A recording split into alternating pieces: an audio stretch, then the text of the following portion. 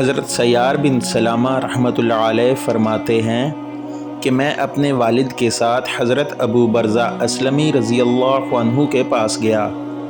ہم نے ان سے نماز کے اوقات کے متعلق پوچھا تو انہوں نے فرمایا کہ نبی کریم صلی اللہ علیہ وسلم ظہر کی نماز سورج ڈھلنے پر پڑھتے تھے۔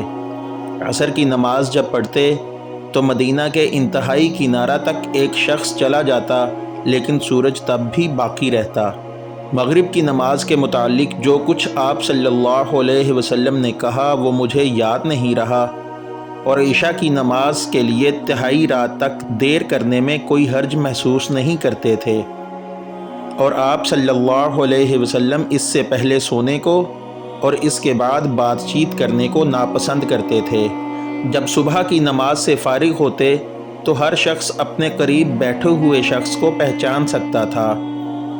آپ صلی اللہ علیہ وسلم نماز فجر کی دونوں رکعات میں یا ایک میں 60 سے لے کر 100 تک آیتیں پڑھتے تھے۔